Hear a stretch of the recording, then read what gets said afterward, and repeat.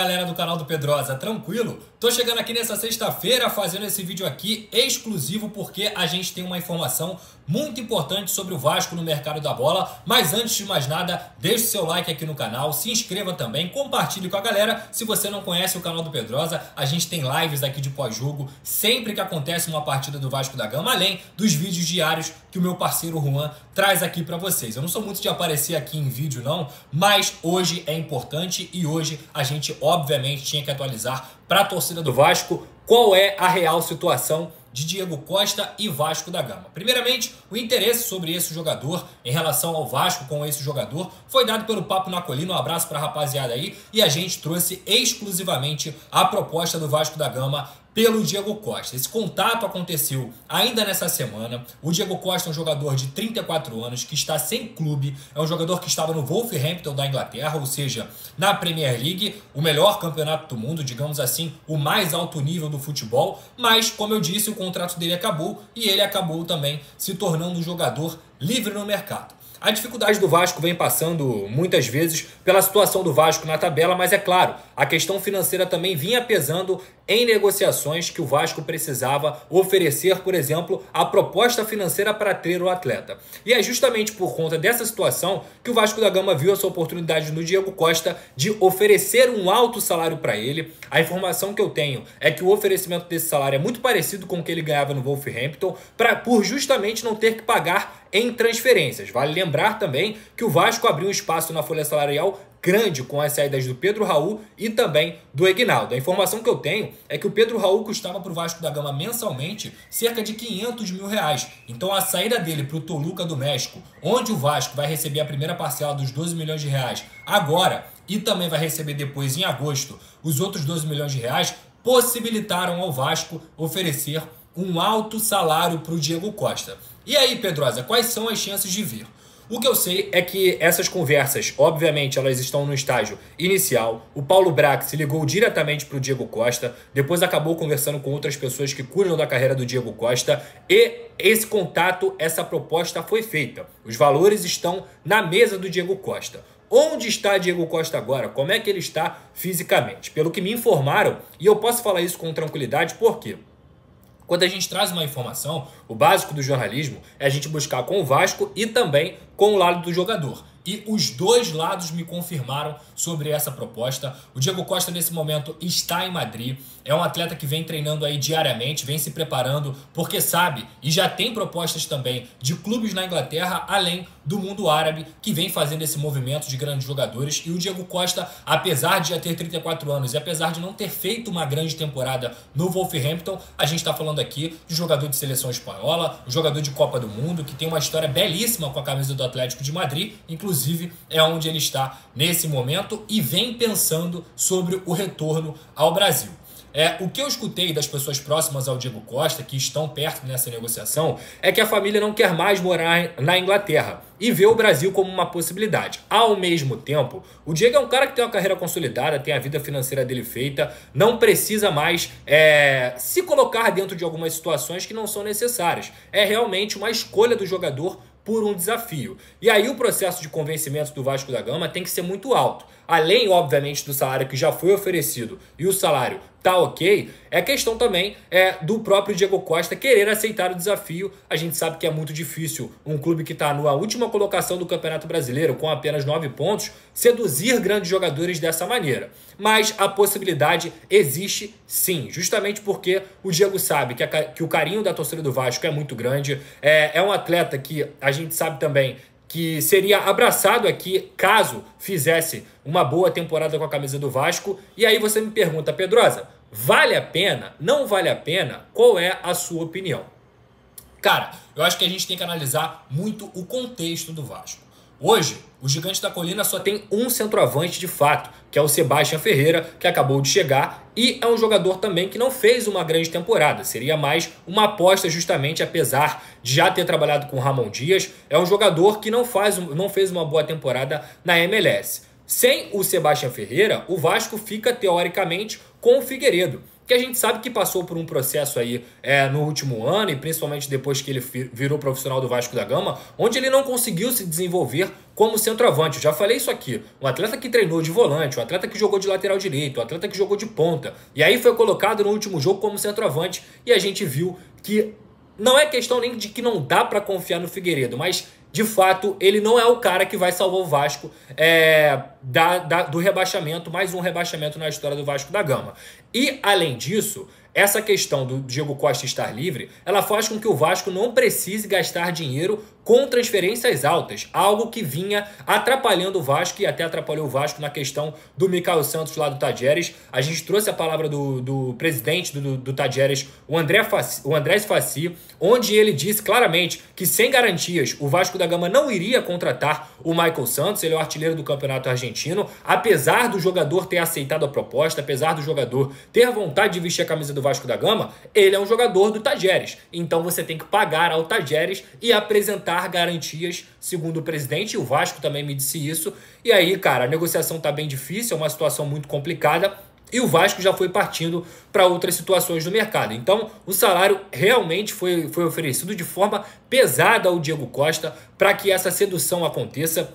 No caso, seria um contrato até o final do ano com opção de renovação, é claro, com metas batidas. E no momento, o Diego está analisando essa situação. Repito, Diego tem propostas também da Inglaterra, a família não quer morar na Inglaterra mais tempo e tem propostas do mundo árabe. E aí, cara, nessa situação financeira, o Vasco equiparou bastante a situação salarial. E depende muito da vontade do jogador. Repito para vocês, a proposta está feita, o Paulo Brax está diretamente cuidando dessa situação, ligou para o jogador, conversou com ele, os valores também já estão apresentados e o Vasco da Gama conseguiu um espaço na sua folha salarial. Ou seja, mesmo que a proposta do Diego Costa seja muito alta, digamos, na casa do 1 milhão, o Vasco da Gama abriu espaço na folha salarial com a saída do Pedro Raul e também com a saída do Eginaldo, além dos valores que o Eginaldo e o Pedro Raul geraram ao Vasco da Gama com as vendas dele, no caso, o Pedro Raul para o Toluca e o Eginaldo para o Shakhtar Donetsk. Então, cara, é mais ou menos isso que eu posso falar para vocês. A minha opinião é a seguinte: o Vasco da Gama hoje não tem um centroavante que tem o calibre do Diego Costa. Pô, Pedrosa, mas ele já tá velho. Pô, Pedrosa, mas ele realmente não conseguiu fazer uma boa temporada no Wolverhampton. A gente tá falando aqui da Premier League, que é o melhor campeonato do mundo. É outro nível, é outra realidade de futebol. E assim, cara, o Diego Costa, no final das contas, continua sendo um jogador extremamente experiente, que traria para o Vasco da Gama também uma questão de lidar com o momento do Gigante da Colina, por ser um cara que já passou por tudo que o futebol pode proporcionar. É um cara que não desaprende, sempre foi um artilheiro. Eu, particularmente, desde a época do Chelsea, do Atlético de Madrid, sempre gostei muito do Diego Costa. É lógico que não é mais esse jogador, mas para o Vasco, na situação do desespero do mercado, para o Vasco, que só tem um centroavante de fato e que a gente nem sabe como esse cara vai desempenhar, na minha opinião, é muito válida a contratação do Diego Costa, apesar dos altos valores. Essa é a situação do Vasco. E eu já falei isso aqui para vocês em relação ao mercado. Infelizmente, como o Vasco está desesperado, ele vai ter que oferecer, às vezes, algo até que além do que o próprio jogador vale. Mas nesse caso do Diego Costa, além de uma resposta, de um nome forte para a torcida, eu acho que dentro de campo, o Diego Costa, tendo um planejamento direitinho de jogos, conseguindo se cuidar, e como ele vem se cuidando lá em Madrid, como ele vem fazendo a pré-temporada segundo o que as pessoas me passaram, eu acho que seria uma contratação válida, principalmente pelo contexto do Gigante da Colina. Se o Vasco tivesse jogadores que pudessem fazer o que se espera, porque o Vasco precisa de gol, é um time que não faz gol em São Januário, é uma equipe que é muito fraca no quesito ofensivo, aí eu falaria, cara, pô, um jogador de 34 anos, você vai pagar um alto salário para ele, eu acho que não tem tanta necessidade, mas no momento, eu acho que tem necessidade sim do Diego Costa, um jogador de calibre.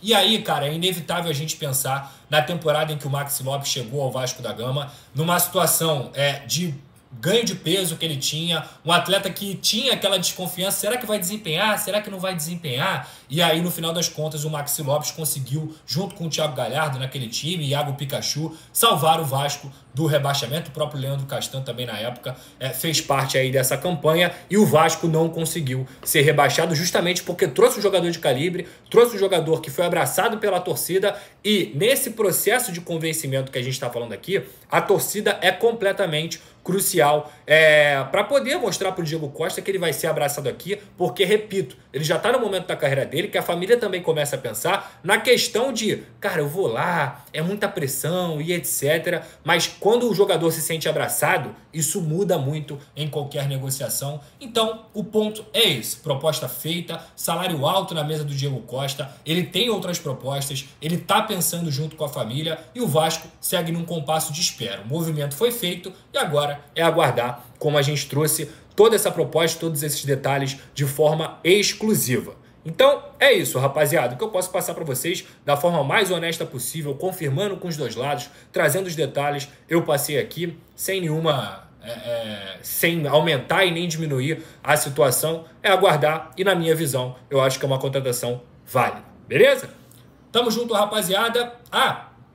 Claro que vocês vão pedir para eu falar sobre outras negociações. Em relação ao Robert Rojas, eu já falei para vocês durante essa semana que de fato existe sim uma situação onde o Robert Rojas está sendo pretendido pelo Vasco da Gama. O Vasco chegou a fazer propostas, mas nos valores que estão sendo divulgados na imprensa, de $1 milhão pelo empréstimo, mais uma possível obrigação de compra em caso de 60% dos jogos dele, de $3,5 milhões, eu perguntei diretamente ao Paulo Braxi ontem sobre esses valores. E ele disse que não procediam. Então, no momento, ele nem confirmou o acerto com o Robert Rojas e nem sobre esses valores que eu vi muitas vezes a imprensa argentina divulgando. Caso eu tenha alguma confirmação, eu passo para vocês. Mas no momento, eu não tenho confirmação, então eu só consigo passar o que de fato eu apurei. Em relação ao Ezequiel Bulaúd, eu sempre erro o nome dele, que eu acho que é Balaúd, mas é Bulaúd, um jogador de 22 anos que se destacou no Godoy Cruz aqui no futebol sul-americano, tá no Feyenoord da Holanda, é um jogador que realmente agregaria ao Vasco da Gama, tem potencial, é alto, tem boa finalização e fez uma boa temporada aqui no Godoy Cruz e está de saída de fato lá do Feyenoord, mas ele tem propostas também lá da Europa, o Elche da Espanha está na briga por esse jogador e além de outros clubes. Então, é um jogador que o Vasco tem interesse, mas no momento, na minha apuração, não há nada acertado por enquanto. Então é isso, rapaziada. Para finalizar, eu acho que, como eu já falei aqui durante essa semana, o Vasco é um clube que continua trabalhando dentro do orçamento. Eu sei, e eu já falei isso aqui, caía muito mais caro, mas dentro das possibilidades do mercado, o clube vem tentando esticar essa corda. O Ramon Dias vem participando de negociações, vem conversando com atletas, é um cara muito bem referendado no próprio mercado e que consegue ser um fator positivo nesse processo de convencimento a qualquer jogador. Mas a situação do Vasco na tabela pesa muito e também precisa do aval da 777 em grandes negociações. No caso do Diego Costa, esse aval já foi dado e a proposta está na mesa do jogador. Beleza? Rapaziada, amanhã tem live aqui no canal do Pedrosa, Vasco e Corinthians, Corinthians e Vasco, lá na arena do Corinthians, ou a famosa Neoquímica Arena. Eu gosto sempre de deixar claro, porque se os name rights foram comprados, eles precisam ser falados, então esse é o justo. E é isso, a expectativa é boa. Segundo o GE, a escalação do Vasco é a seguinte: Léo Jardim, Puma, na esquerda, Piton e 3 zagueiros, Miranda, Capasso e Léo, Jair e Medel, o Praxedes, na verdade, ele fala Praxedes, né? O Figueiredo e o Sebastião Ferreira, além do Paulinho também, que vai para o banco de reservas, que já está registrado no BID. Então essa deve ser a escalação do Vasco da Gama. Eu sempre falo sobre 3 zagueiros e eu deixo claro que aqui no futebol brasileiro, até por ser uma formação que os brasileiros não estão acostumados a jogar desde a base, é uma implementação que não acontece na base do futebol brasileiro de forma geral. Eu sempre falo o seguinte: você precisa de tempo para você implantar um sistema de 3 zagueiros. Se você não teve uma pré-temporada, se você não teve tempo suficiente, é difícil você conseguir fazer o time jogar com 3 zagueiros. Ao mesmo tempo, o Ramon Dias gosta dessa formação, inclusive já utilizou essa formação no próprio River Plate, um River Plate que já foi campeão argentino. Então eu tenho que confiar nesse treinador, que na minha opinião é um treinador de ponta, e a gente espera, é claro, que o Vasco possa fazer uma boa partida, principalmente por conta dessa oxigenação dos reforços que vão estar em campo e dos reforços que vão estar à disposição no banco de reservas, beleza? Se inscreva no canal do Pedrosa, ative as notificações, curta, compartilhe, e se você não conhece, fica aqui com a gente, porque sempre tem muito noticiário de Vasco da Gama comigo e com o Juan, meu parceiro. Valeu? Tamo junto!